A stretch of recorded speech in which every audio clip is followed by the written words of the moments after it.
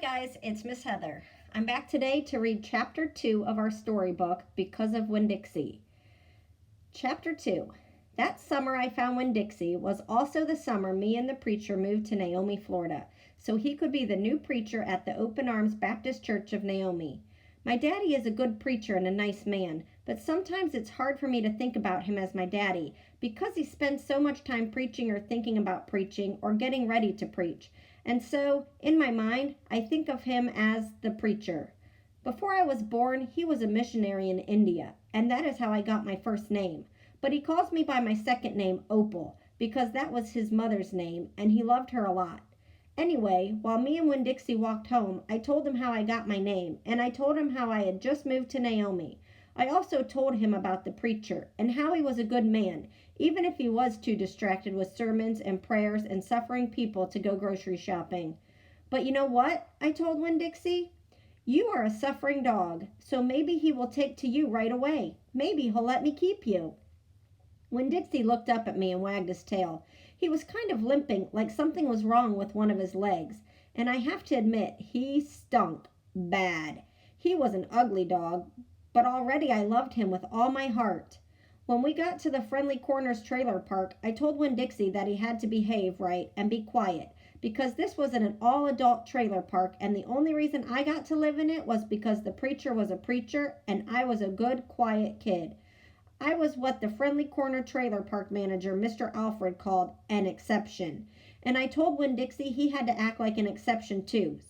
Specifically, I told him not to pick any fights with Mr. Alfred's cats or Mrs. Detweller's little yappy Yorkie dog, Samuel. Winn-Dixie looked up at me while I was telling him everything, and I swear he understood me. Sit, I told him when we got to my trailer. He sat right down. He had good manners. Stay here, I told him. I'll be right back. The preacher was sitting in the living room working at the little fold-out table. He had paper spread all around him, and he was rubbing his nose, which always means he's thinking hard. Daddy, I said. He said back. Daddy, do you know how you always tell me that we should help those less fortunate than ourselves? He said. He rubbed his nose and looked around at his papers. Well, I said, I found a less fortunate at the grocery store. Is that right? He said. Yes, sir, I told him. I stared at the preacher really hard. Sometimes he reminded me of a turtle hiding inside its shell in there, thinking about things and not ever sticking his head out into the world. Daddy, I was wondering, could this less fortunate, could he stay with us for a while? Finally, the preacher looked up at me. Opal, he said, what are you talking about? I found a dog, I told him, and I want to keep him. No dogs, the preacher said. We've talked about this before. You don't need a dog. I know what I said. I know I don't need a dog, but this dog needs me. Look, I said. I went to the trailer next door and I hollered, Winn-Dixie!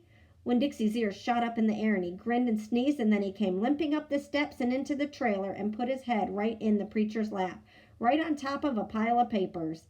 The preacher looked at Winn-Dixie. He looked at his ribs and his matted up fur and the places where he was bald. The preacher's nose wrinkled up. Like I said, the dog smelled pretty bad.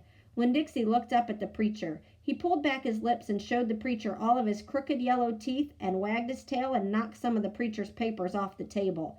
Then he sneezed and some more papers fluttered to the floor. What did you call this dog? The preacher asked. Winn-Dixie, I whispered. I was afraid to say anything too loud. I could see that Winn-Dixie was having a good effect on the preacher. He was making him poke his head out of his shell. Well, said the preacher, he's a stray if I've ever seen one. He put down his pencil and scratched Winn-Dixie behind the ears. And a less fortunate too, that's for sure. Are you looking for a home? The preacher asked real soft to Winn-Dixie. Winn-Dixie wagged his tail. Well, the preacher said, I guess you've found one.